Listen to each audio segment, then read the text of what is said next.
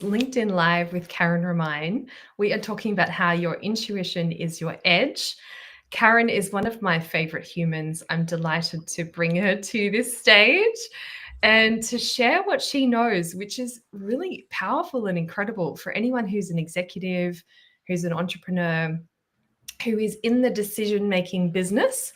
And how many of us are not in the decision-making business, especially when it's high stakes? So I'm super excited to explore what Karen knows, because we're going to discover how to make faster, smarter decisions by trusting this intelligence, which we've often been trained to override. And we're going to learn how high-performing leaders are using psychic intelligence as a serious competitive edge. Karen is someone who has spent decades in corporate leadership, who's closed $485 million in M&A deals, who's advised the FBI, and who's built an invitation-only advisory practice where psychic and strategic intelligence operate as one system. So Karen, welcome. Geez, thank you. I'm so excited to be here. And I would love to flip and introduce you, but suffice it to say, you are the fabulous Nina, and I am so excited to be here, and I feel great being here because you have given me confidence on stage and on camera. Oh, let's dig into that a little bit more as we talk. Thank you so much, because we really, I'd love to unpack a little of what your visibility journey was like, how you wanted to show up, what presence you wanted to have. And I really want to, find out about you as the woman, a little bit more in our conversation. So do we go there, or do we kind of come back to intuition? Listen to your intuition and take it wherever it takes you. Look at that. That's a perfect example of it. Mm-hmm. How we actually sometimes just know something and we ignore that. So I'm curious, where did you start to trust your intuition? What was it for you? You spent 4 decades in corporate leadership and strategic advisory more lately. And at some point you realized that there was more information available to you as a decision maker. So what was that point for you where you started to become aware that your intuition could be valuable to you in your decision making? That is a great question, because I think to this day, I still have realizations about it. Amazing. When it first started, I got into the corporate space pretty much from being a bartender, not from a college degree, not from a game plan, but from listening to deals being made at a bar and having people say to me, "What do you think?" And I was like, geez, I don't know. Pour me your 2 martini lunch. I have no idea. And then, like we all get, I would say, I'm not so sure I trust that guy. Or, geez, that feels really exciting and good. And when they listened to that and would take action on that, they paid me with coco vin. An Italian guy, his grandma would make me coco vin, or another one, his grandma made 7 cheese macaroni and cheese. Yeah. So that's how my business started. I got paid in food while I was bartending. It was great. But I started to recognize that value, but I didn't have the word for it. I have always known that I've had a sixth sense, that there was an awareness there. I believed, and I still do, that we all have it. Yeah. But until I really put it together, maybe it all comes down to one sentence. I haven't thought about this before. When I decided to completely merge the 2 spaces, I called my business partner and I said, I can't do this anymore day to day. I'm going to go learn how to receive this information and how to give this information. And he said, well, that's no surprise. You've been doing that since I've known you. Amazing. Isn't it funny how people can sometimes see something about us that's so obvious to them? He's not surprised. It Yes. doesn't it doesn't take him by surprise. Somebody should have clued Of me in course a he little bit didn't do it. earlier. Yeah, funny, funny. But then you came around and you started to trust it. I Yeah. did. Well, Mhm. I've always trusted it, but I Mm. just started paying more attention to it. Nice, nice, nice. Realizing that you had something, and this, I always think this about our strengths and our gifts, is that to us it's just obvious. You're just walking your day, doing the easy thing. You don't even realize that you have a gift in that area. Doesn't everyone do this? Isn't everyone thinking this way?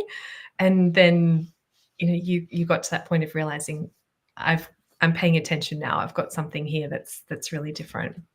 And I also feel that you're exactly right, Nina. It's the other side of that is that we all have intuition. Yeah, yeah, Every single one of us. yeah. And so for me, it really is just like, well, like everybody can do that. Everybody has intuition, right? Like, so it's very, to me, I have to come back to the time that I took learning how to get that information and how to Mm. give that information. Yes, absolutely. And now you show people how to turn that into a reliable skill.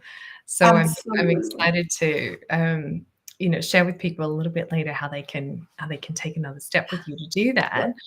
And Yep. as we talk about people having intuition, perhaps one of the surprising people, I know I love reading your LinkedIn posts and your LinkedIn newsletter where you profile these different decision makers and how they've used intuition. And one of those is Steve Jobs. And he said, intuition is a very powerful thing, more powerful than intellect, in my opinion. That's had a big impact on my work. And so, do we have any examples of how he used intuition? What have you noticed about He Jobs? is a great example, and there's oftentimes we hear quotes and they aren't real. That is a solid quote. Yeah. And he lived his life by Mm. that. Mm. When we think back to the beginning of the cell phone, Yes. Those there days. was there was no Just keypad, after rocks right? and sticks. Yeah. Yeah, there was no keypad. There was no, like, I remember when I went to go get my dad his new phone, and he's like, I don't want it to take pictures. It's like, sorry, they all take pictures, just don't use it. Right? It was so foreign. But he believed that if we could add that keypad to that Mm. phone, which became the iPhone, that if Mm. we could use that for another form of communication, everybody's like, you're crazy. Mm. We don't communicate that way. This is a phone. Use the phone, call somebody and talk to Yeah. them. But his intuition said, no, there's something more there. Same Mm. when you read about how he came up with the iPod, the beginning of music storage that we could carry around with us Yes. was the iPod. And when he first started talking about condensing music in a way that we could put thousands and thousands and thousands of Mm. songs, whatever songs we wanted by subscription, another Mhm. totally foreign. Because at that point, we bought albums. Yes. We And you didn't just buy owned it. songs. Yeah, you Yeah, didn't rent it effectively. You right. you owned We it. didn't Mm. rent them. We didn't look at a single song unless Mhm. we were getting like the single vinyl. So Mm. it was his intuition that said, Mm.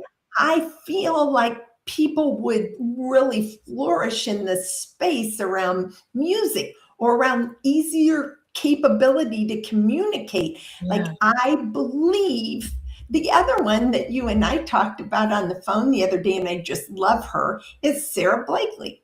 She Yes. came out and said, I'm going to cut the toes off of pantyhose because that's what I do when I wear my sandals so you Yeah. can see my nicely painted toenails.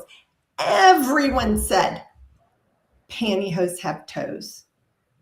And she felt that people would use it. And so Mm. when we have that feeling, I love talking about this stuff. When we have that feeling, it's so important to act on it. Yeah. In both of those cases, they moved while there was still the gap. They moved before the proof came.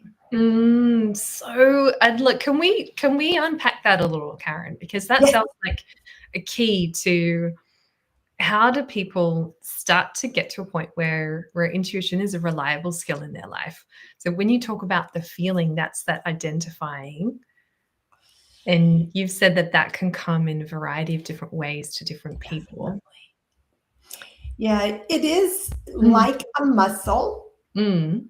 The more we use it, the better we get with it. Mm-hmm. And it also is, in neuroscience terms, our brains have one job, only one job: to keep us safe. Yeah. That does not mean it's going to keep us safe in the traditional sense. It might keep us in a really bad relationship. Yeah. It's safe in our brain because we know what to expect. Right? Yeah. So when we think we've heard to cut the toes off pantyhose and dump our whole life savings into it, our brain says, that is not safe.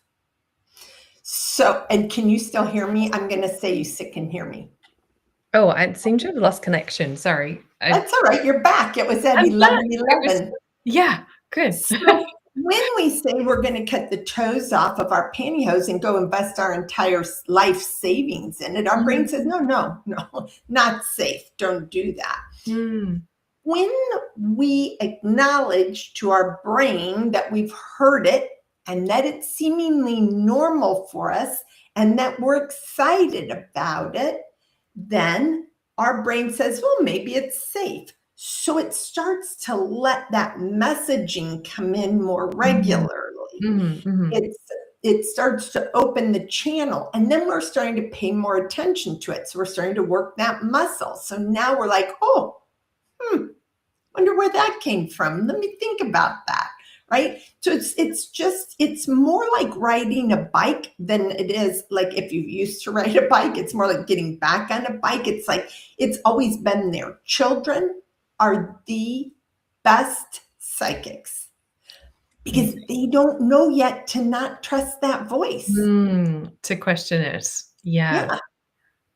So it's almost like going back to, if we could take ourselves back to what it was like as a child to have a gut feel, to have a sense of something, to to think, well, that's an idea that completely didn't come from me, but it sounds like a good one and it feels right.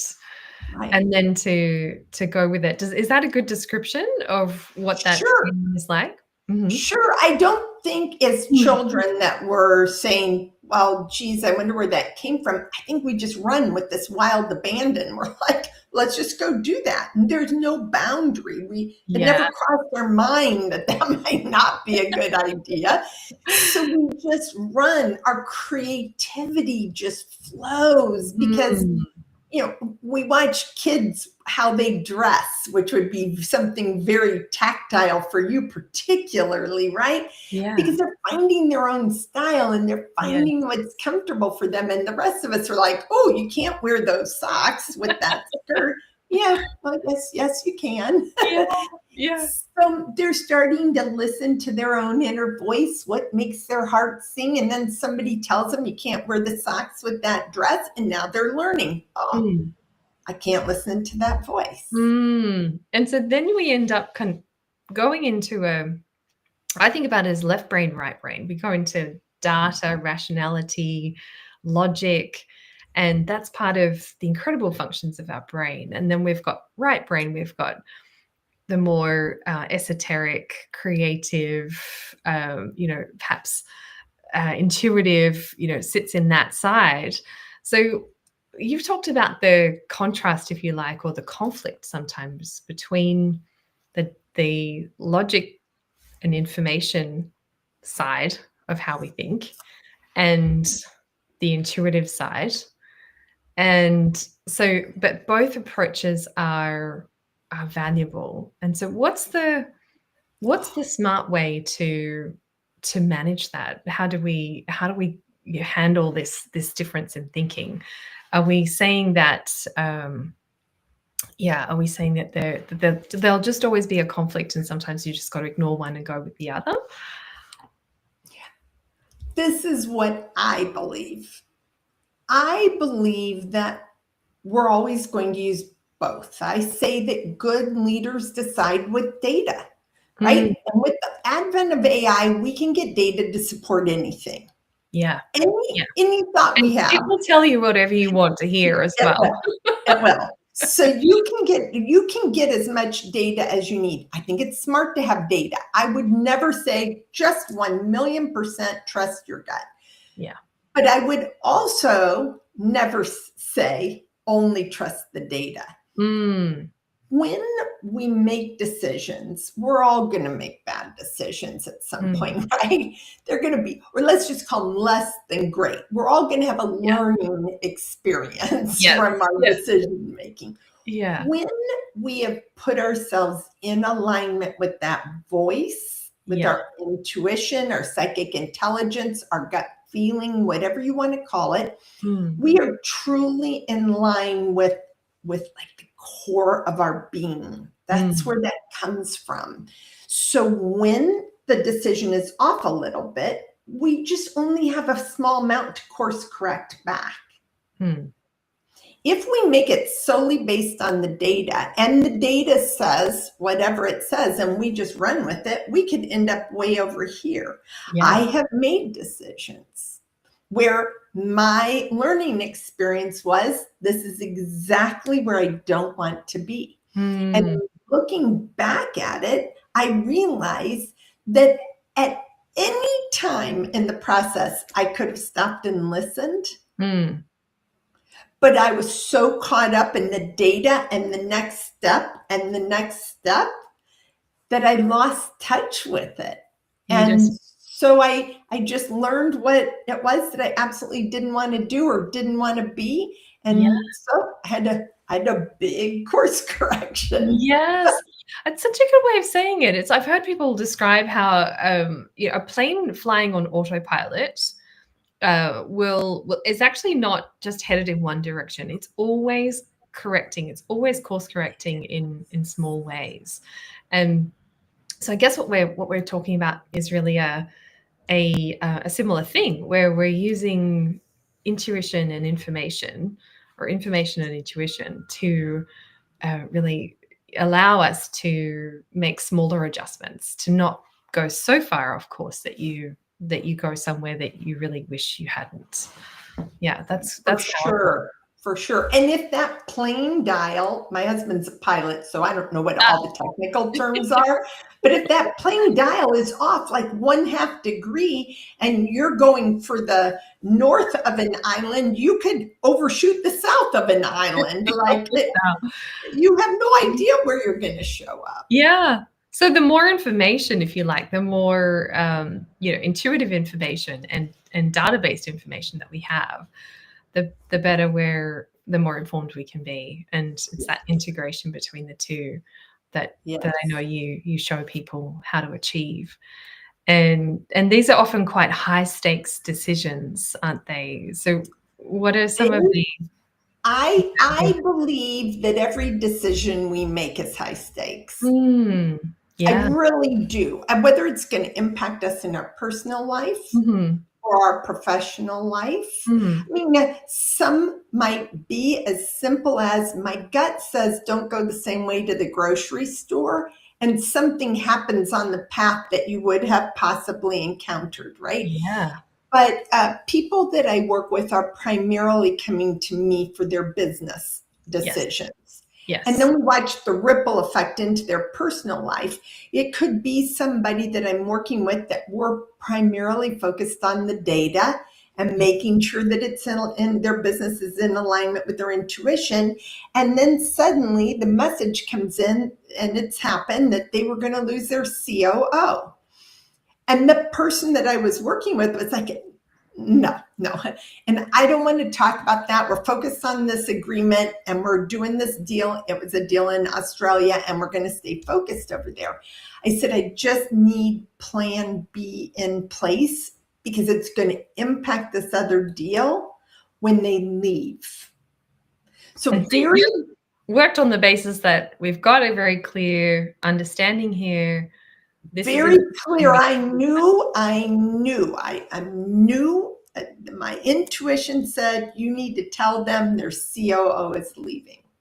So when I did, I was met with a lot of pushback, and then they were begrudgingly said, okay, we'll put plan B in place. Well, what happened was that COO had a health crisis, and they left with no handing over, no anything. They were like, and everybody understood why, but there was no, if there had been no game plan in place, this deal in Australia would never have worked. Because they were the controller of all of the documents, all of the flow, all of the information. One day they were there, one day they were gone. All of their passwords, all of their everything. Yeah. I mean, they were still here on Earth, thankfully, and they've since recovered, but the way that works. So it can seem rather benign, right? Oh, you're going to lose an employee. But it can have very big effects. I just recently talked about another fabulous client who is a total skeptic. When he called me, he was like, oh, I got referred to you, and I don't know if you can help me or not. They told me to call you. And his issue was he has a tech, had a tech company, and he couldn't get it past $10 million a year in annual revenue. He was stuck. He was trying everything. Said, so do you think you can help me? So we did a session, and I always in a session, I don't need to know the particulars. I'm just here as a conduit for the information for you. And so I explained to him that I could see this one piece of technology. He understood what it was, like I described what it looked like and where I thought it was and the location of things. And he's like, yeah, I mean, that's like saying, do you have a hammer in your toolbox? I said, this is the key to everything. I'm telling you, for me, it literally was glowing gold. Yeah. So we need to restructure your whole business to focus only on that one hammer, on this one piece of technology. He's like, well, I have to lose. So for 18 months, we restructured his entire business, top to bottom, from employees to contracts to even to his office space, because we revamped everything. We needed more room for this one piece of technology. And 18 months later, ahead of all curve of where things were going in his field in technology, it became the one piece that was invaluable, and it was taking forever to develop. So he sold his business for $300 million, just short of $300 million.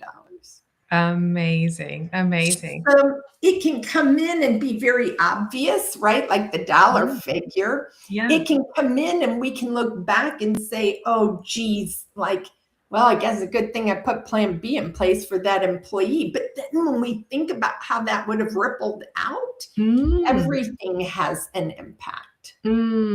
Wow.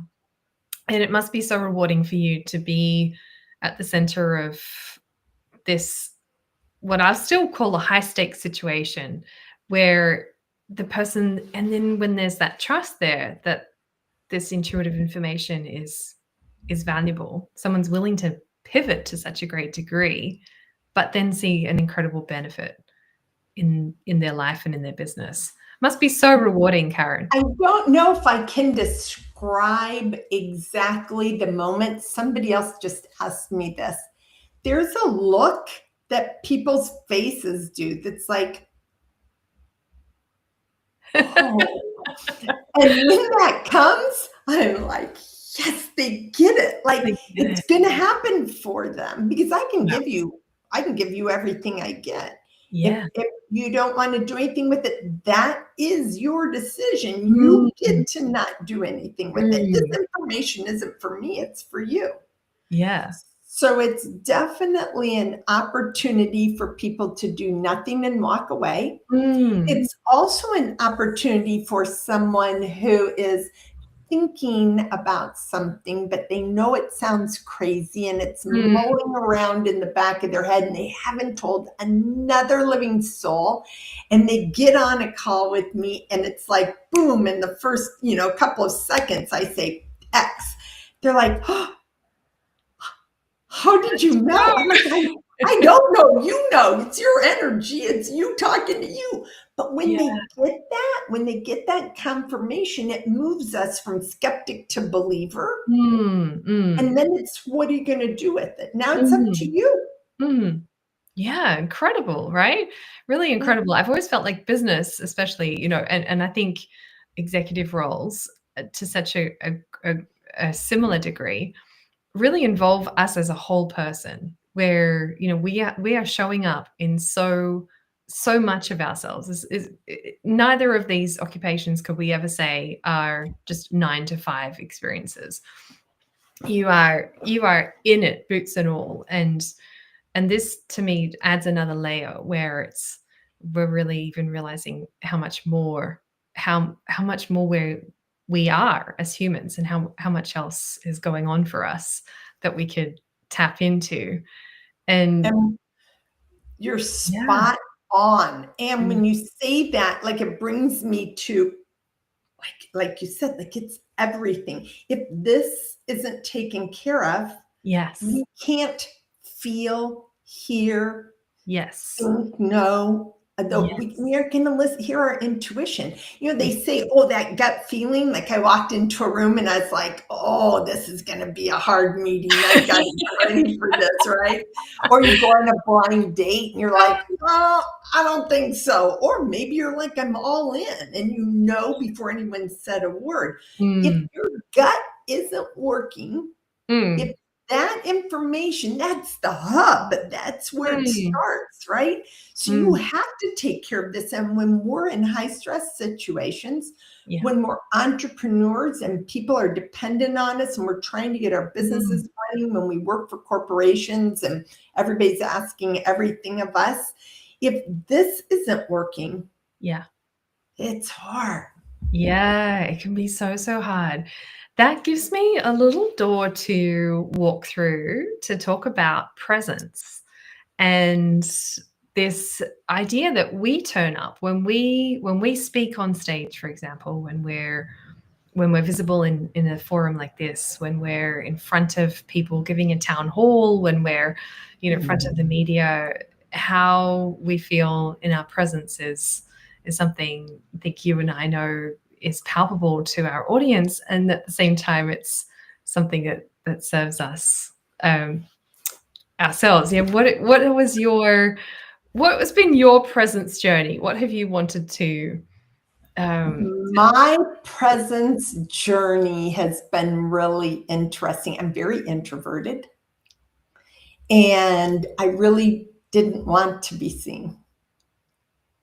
So when I started being seen and in a space where things could, like, people might put judgment on me, I needed to make sure that I was really feeling comfortable with myself, both in my words, in where I was showing up, everything. And so actually that's how I had come to meet you, was through a speaking coach, and that had you come in to speak. And I was like, wow, like, it makes perfect sense what she's saying. I'm never looking at myself. I don't ever sit in the audience and look at myself. Yeah.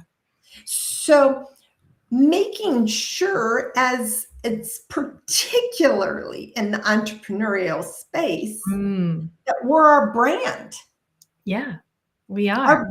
We are our whole business. I am my whole business. So how I turn up, what it is I look like, what it is I say, everything matters. Yeah. Right? And I'm confident in my knowledge and in my work, but I was not confident in what it was I was going to show up in. These are a fabulous example, and now I wear them all the time. I wore black and white. It was the easiest thing. It was simple. I didn't have to think about it. You said, hey, you know what? Black's not your color. I was like, oh my God. Right? But and at first I was like, oh, I'll just get some colorful clothes, but I'm keeping my black clothes and I'm still going to wear it. But then I realized it's how I'm showing up. And in that bigger sense, it sounds like. It's how I'm showing up. And I don't have time to speak. Yeah.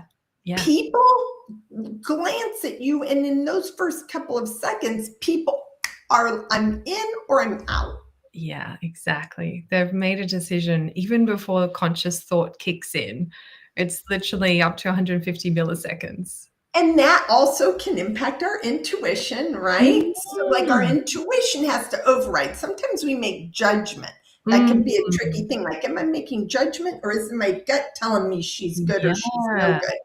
Yeah. But what if you lead the runway with, I'm going to like her?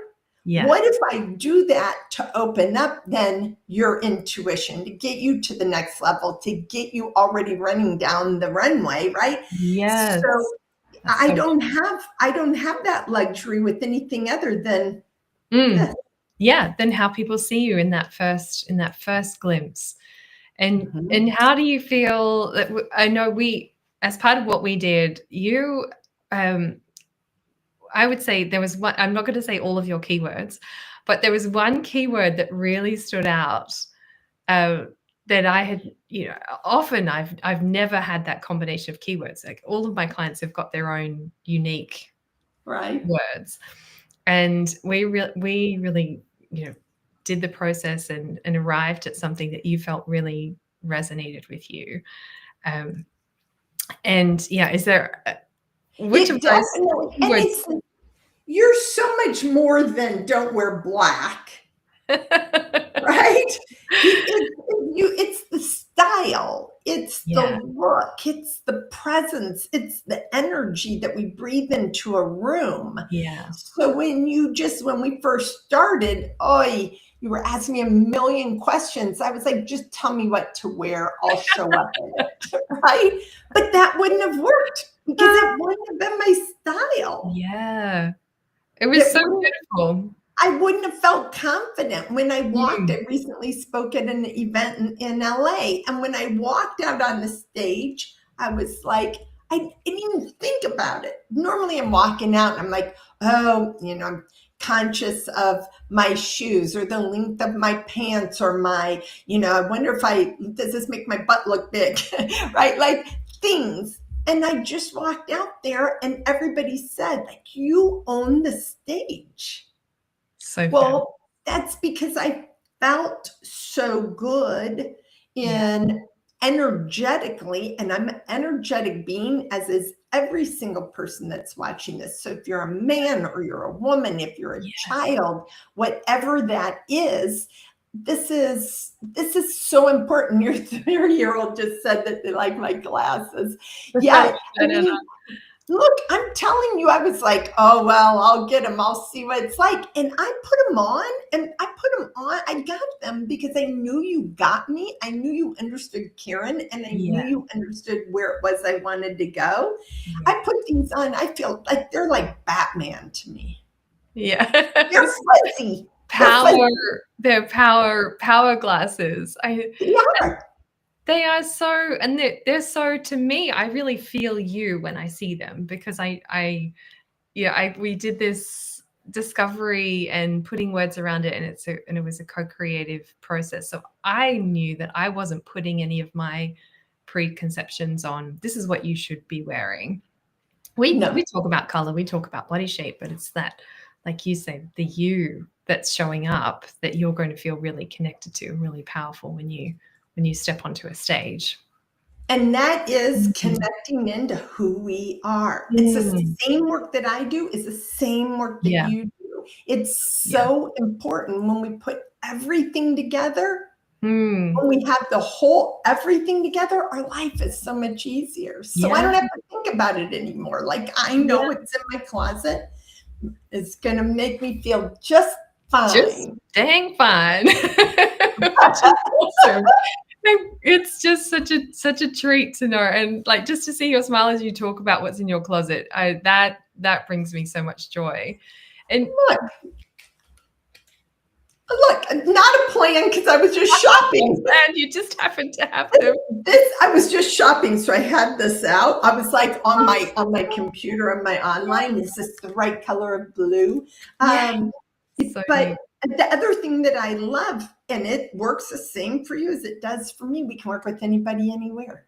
Yeah, this is it. We really can. Like you and I haven't met in person, but we've had plenty of times connecting Yeah. online and making it work. And yeah, through the magic of FedEx and things arriving, we made it work. We made it work, and it can be even easier because you can choose from stores anywhere. Yep. So cool. We are in an age where we're connecting with machines a lot of the time. You and I've just talked about connecting with our audience, with showing up as we are, with feeling the power of really being ourselves, and how incredibly valuable to others, that sense of congruence, like how energizing it can be to really to be ourselves. And yet we're in this age where everywhere, I don't know if you're having this experience, but I am seeing people outsource their brain, their voice, their heart to a machine to express things for them and to do the thinking for them. And I would love your thoughts on what's at stake here, and what do we need to be aware of? How do we handle AI well when we know that intuition is really so much at our core? We will preface this with I've written a book about AI and intuition, the future of decisive choice. But Yeah. so I have done a lot of thinking in this space. I've done a lot of work. I keep working with people to get them to listen to their inner voice. And we're in the world now where, and this has been for some time, where if we don't leave the doctor with a prescription, we feel like we got cheated. Yeah. Yeah. People want a pill to fix whatever it is. Yeah. AI is the prescription right now for our brain. It's a good way of looking at it. It feels like it's a magic pill. It's the magic pill. You don't have to think anymore. Mm. My mom, when the internet first came out and I got my mom going on her iPad, she always, everything we said, she'd say, well, let's Google that. It could be anything. She would Google what's her answer, but she was just going there for the answers, not the whole download. Like now we've got AI. We say, Yeah.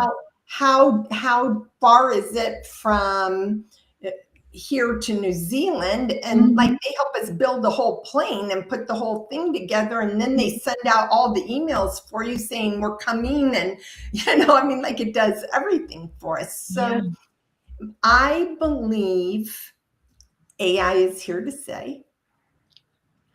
I believe that if we learn to use it,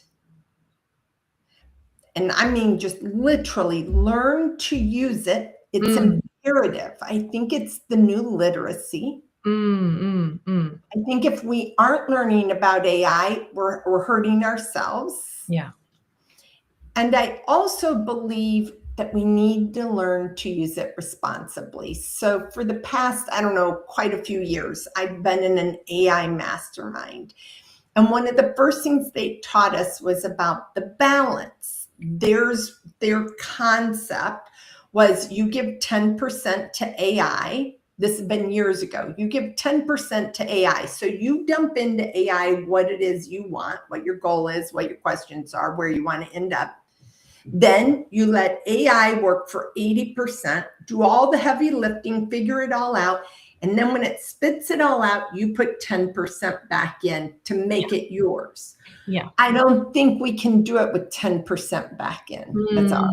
The volume of data, the volume of information that comes out of AI, like we said earlier, AI can give us data on anything. It can support any opinion you have. Yes. And it can tell you how smart you are to have it. So we keep coming back because AI is like, oh, that was a great idea. Always. Doesn't matter what you say. It's quite fun actually to try to say the very opposite thing. And then it's, oh, of course you're right. Yes, that's a great insight. What a fabulous idea, Nina. Oh my gosh. And then we're like, yeah, that I'm smart, right? We keep going at it. But if we stop the last, however, we're getting better at putting the information in because we're starting to get more familiar with, oh, hey, this beast, this machine can do anything, of directing in that information and letting it lift the heavy load. If we told everybody once that heavy load comes out, you have to change 40% of it. Yeah. 40%. Think how much time we've saved, how much energy we've saved, how much smarter we are just by it doing all that work that would have taken us months or years to do, and it just did it in 15 minutes. And now we're whining because we have to read it and make sure it's really what we really, really want to say. Is it how we would really, really say it? Is it what we really, really want to do? Or are we just doing it because it says we're smart? Yeah. Good point. Are we just kind of a little hoodwinked by the flattery? We're getting lazy. We are. In my book, I talk about how we can use AI, which everybody wants to use it, right? It's a scary thing too. People, there's a lot of people are just like, oh my God, no, I'm never touching it. Scares the heck out of me. Yeah. But if we can use it in a way to come back to our own intuition, it's a great thing. If we say, I just want you to just keep asking me questions like, why do you feel that way? What's really sitting there? What happened that made you think that? Yes. And we start to pay attention to this, like, why do I think that green beans are bad? This is a great example. I think green beans are the curse of the world. That's a very strong opinion about a vegetable. They're the curse of the, I think they're the curse of the world, and I won't even touch one because I got kind of sick and nobody could really figure out. They're like, oh, you probably had the flu, but somebody else said you should go get your allergies tested. So I went and got my allergies tested. Now, the last meal that I had was tomatoes and green beans. That was it, out of my garden. No pesticides, no anything. That's what I ate. I got my allergies done, and they're like, oh, you have a really high number on green beans. Like on a scale of 1 to 100, I was like 98 or something. I was like, oh my gosh, really? They're like, oh yeah, everybody is. I'm like, well, if everybody is, we need to spread the word. I'm telling you, if I even think there's a whiff of a green bean in my food, I will not eat it. Because I got the information that came from somebody up power that said the data is green beans are bad. Yeah. We're all going to think about that the next time we green beans. I'm going to think about this. I'm going to be looking this up. I want to understand it more. And here in the States, like the vegetable is green beans. You want chicken and green beans, steak and green beans, fish and green beans? Like it's always with green beans. Yeah. So we get this information. So I'm like, why do I think green beans are bad? Well, I got that information.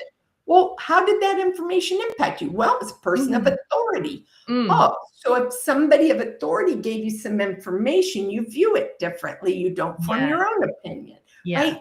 What if you use AI to walk through things to figure out why we are, who we are, where we're coming from, and what that inner voice is telling us? Am I talking too much? I'm so excited about it. I love it. No, this is the thing. And so tell people why they need to get your book, because obviously you unpack this in the book and it's really about this nexus of decision making and how we use AI. And I think we're very linear beings. To come all the way back to the beginning of this conversation, when we talk about right brain and left brain, we've got this logical way of thinking. So when we're going to think, I wonder if I should move from here to Dallas or here to Houston or here to Auckland. Yeah. We have like certain logical things that fall in place. So the book allows you to start looking at them a little bit differently. Well, what do you like to do during the day? Oh, you're an outdoor person. Well, you might want to take Houston off if you don't like the heat because, right? Like it gets you to start to think about yourself and listen to yourself. So when it comes back and it says, oh, Houston is like a swamp, my husband's father told us when we wanted him to move there, it's like hell with humidity. Clearly a fan. Right. So, but when you think about it and you're like, oh, you know what?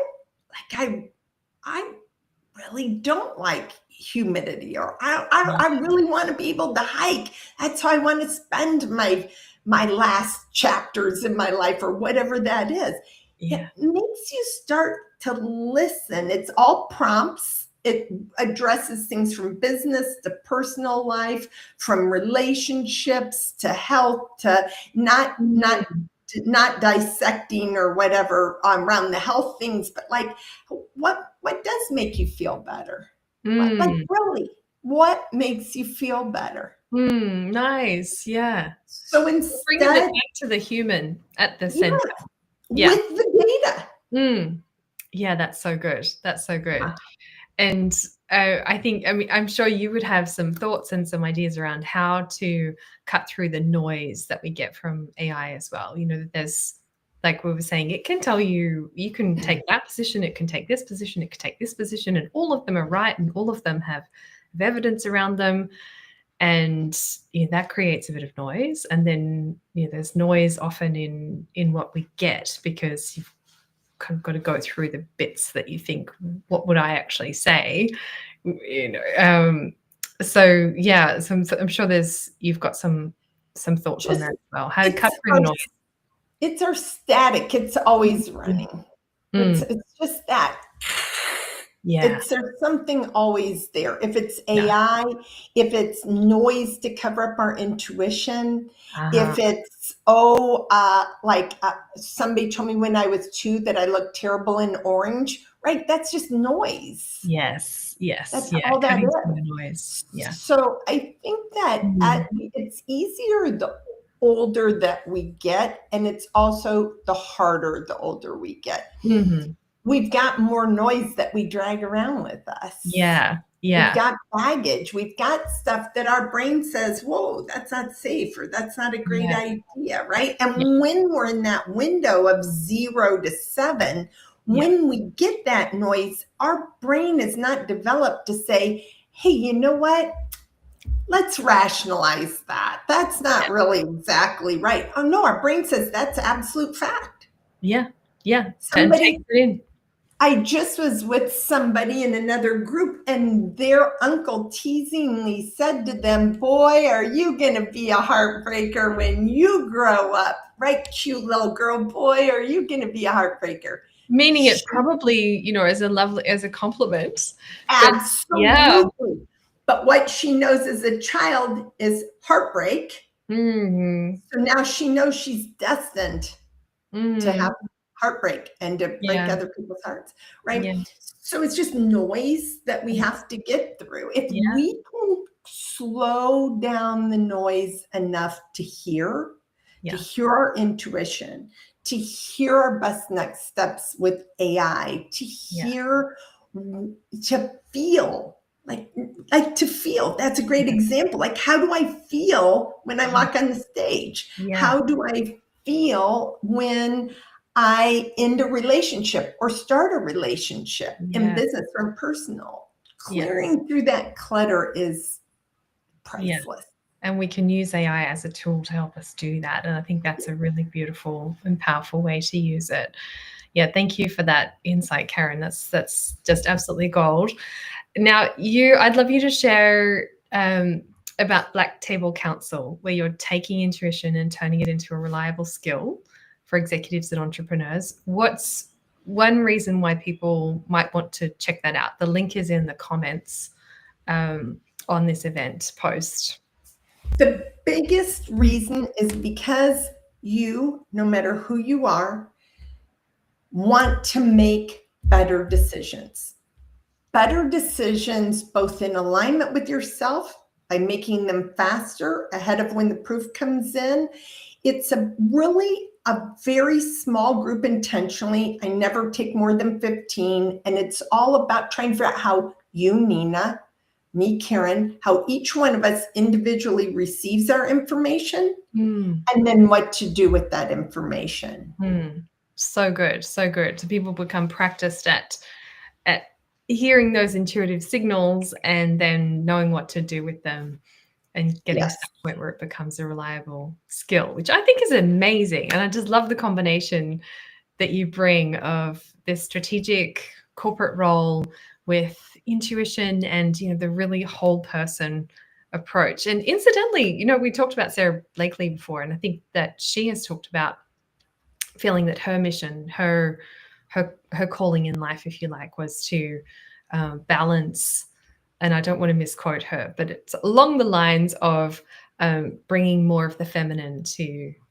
business and to the corporate world. So, achieving more of that whole perspective, I guess, where we've got male and female, and where we're talking here about right and left brain. And it's just really, I love that, the sense of purpose around connecting the two and us being able to be in a more holistic way of being. So thank you for sharing your insights, and people have so much to learn from you.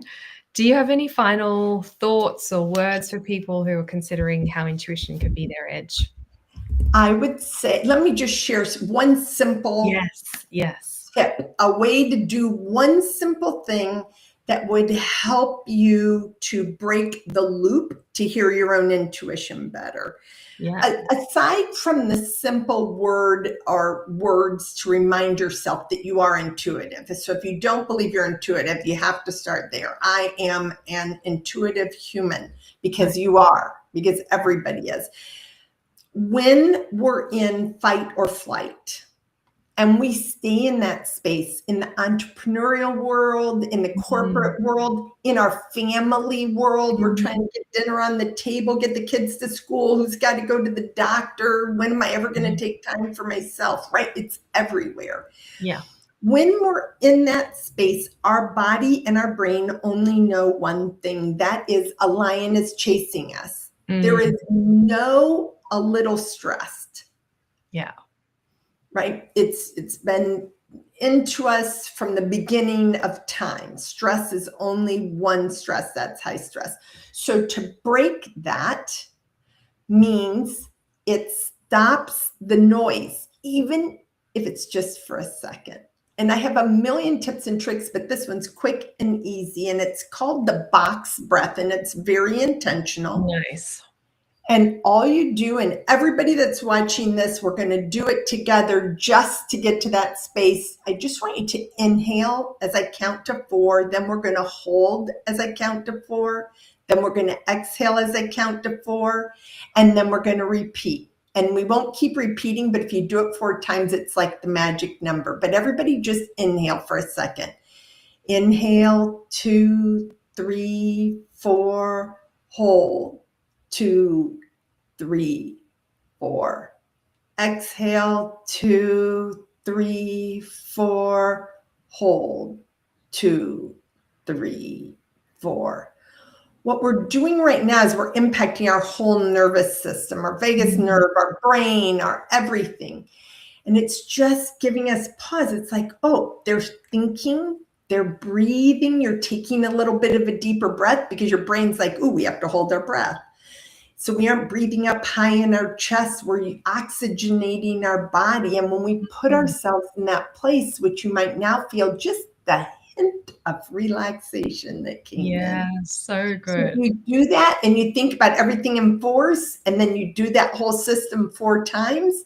That's one full thing. You can do it in the grocery store line. You can do it in the traffic. You can do it sitting at your desk, anywhere. And it's a beautiful way to bring calm in, clear out the noise, and start to hear. Yeah. Look at that. That's it. That's a gift. And who knows what that's going to mean for someone today, where they'll just take that time to put all the noise aside for a little while, value themselves enough to do something different and become centered in their breath. The breath's amazing for that, isn't it? So good. Well, thank you, Karen. Thank you so much. And people can find you via the links that we've put onto the comment on this event post. And yeah, encourage anyone to connect up with Karen to learn more and find out what she's doing, which is really life-changing stuff. So thank you. Thank you. Thank you for having me. Thank you for sharing this message out to people to get them to think differently and see things differently. I'll watch the chat for sure on LinkedIn, and if people have specific questions, I'm happy to answer them. Amazing. Thank you, Karen. Thanks, everyone. Be back next week for another conversation with